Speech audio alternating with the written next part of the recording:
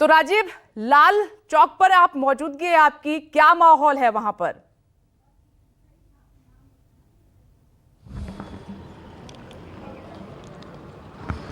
बिल्कुल विपनेश, श्रीनगर की अगर चर्चा की जाती है तो मैंने अभी जो इसके पहले वाले बुलेटिन में दिखाया था उसकी खूबसूरती की चर्चा की जाती है तो डल लेक की, डल झील की, और जब राजनीतिक प्रतीक के तौर की बात की जाती है, श्रीनगर के अलग तरह की पहचान की बात की जाती है तो लाल चौक की बात की जाती है। ये देखिए लाल चौक का इलाका है। 90 के दशक में जब आतंकवाद यहाँ पर चरम पर था तब एक समय आतंकियों ने लाल चौक पर ये तिरंगा लहराने को लेकर के जो विवाद हुआ, उन्होंने एक धमकी दी थी। उसके बाद से लगातार ये तिरंगा यहाँ पर, पहले सुरक्षा बलों ने 1992 में बीजेपी के अध्यक्ष डॉक्टर मुरली मनोहर जोशी ने यहाँ पर, उनकी उस यात्रा में आपके प्रधानमंत्री नरेंद्र मोदी भी शामिल थे, और ये तिरंगा इस क्लॉक टावर पे इसी तरह लहराता रहता है। विपनेश, एक समय था, ये जो आप क्लॉक टावर देख रही हैं ये 1980 में बना है। एक समय था जब, अगर आप थोड़ी देर पहले हमारे पास आती तो मैं आपको सुना था, जब जितना बजता है तो ये बड़ी, इस घंटे की आवाज़ बहुत तेज़ आती है।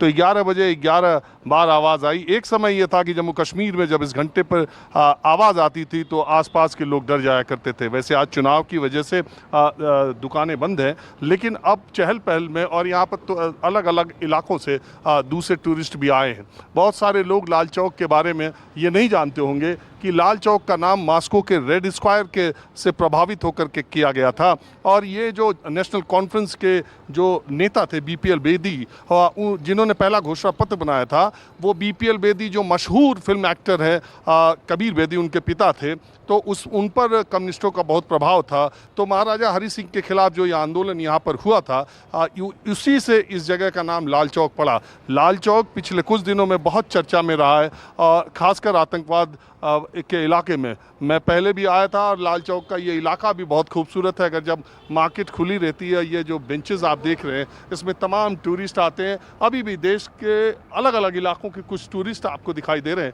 लेकिन मैं आपको लाल चौक की उस गलियों में लेके जा रहा हूँ जहाँ पर पोलिंग बूथ है। और अभी तक जैसे कि चुनाव में मैं श्रीनगर में हूँ, अभी तक आपको भारत का एकमात्र न्यूज़ चैनल न्यूज़ 24 ही है जिसने डल लेक के मतदान का पूरा माहौल दिखाया। और अब लाल चौक के इलाके का माहौल, मतदान केंद्र, और ये जाते हुए रस्तों में चप्पे चप्पे पर पुलिस का पहरा, पैरामिलिट्री फोर्सेस का पहरा। और यहाँ पर फोर्सेस, वैसे तो अगर आप देखें सड़क पूरी खाली और सुनसान है, और इस पूरे इलाके में लाल चौक का इलाका जो है, यहाँ पर पीडीपी नेशनल कॉन्फ्रेंस के उम्मीदवार हैं, अपनी पार्टी के भी उम्मीदवार हैं, इंजीनियर रशीद के भी उम्मीदवार हैं। मूलतः जम्मू कश्मीर, बडगाम और गंदरबल, ये 3 शहरों में जो वैली में चुनाव हो रहा है, उसमें दूसरे चरण में 26 सीटों पर मतदान हो रहा है। आज जितनी भी सीटों पर मतदान हो रहा है, शहरी सीटों के लिहाज से या ज़िले के लिहाज से श्रीनगर में मतदान शहर इलाके में सबसे कम है। मैं जिस मतदान केंद्र पर आ गया लाल चौक से चलते हुए, मैं आपको ये दिखा रहा हूँ कि सड़कों पर इक्का दुक्का लोग दिखाई दे रहे हैं। हर तरफ कदम कदम पर फोर्स की तैनाती है। डल लेक में तो मैंने जब आपको दिखाया था तो वहाँ मतदाताओं की संख्या अच्छी खासी थी, और जो डल लेक के भीतर से जो मोहल्ले अलग अलग डल लेक में बसे हुए हैं, वहाँ से वोट डालने के लिए लोग आ रहे थे। ये पोलिंग स्टेशन लाल चौक के अंदर गलियों में से मैं आया हूँ। इसका नाम TYNDAL Biscoe school lower primary department.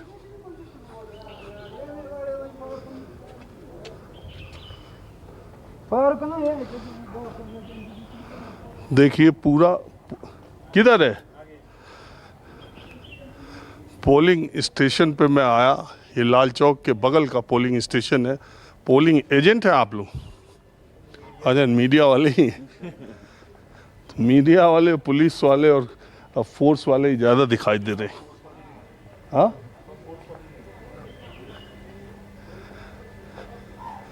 देखिए यहाँ पर न्यूज़ 24 चुनाव मतलब न्यूज़ 24। हम देश के हर हिस्से, हर कोने से, हर जगह से वो तस्वीर लेकर के हाजिर होते। आप लोग वोट डाल के आ रहे हैं? किधर वोट पड़ रहा है?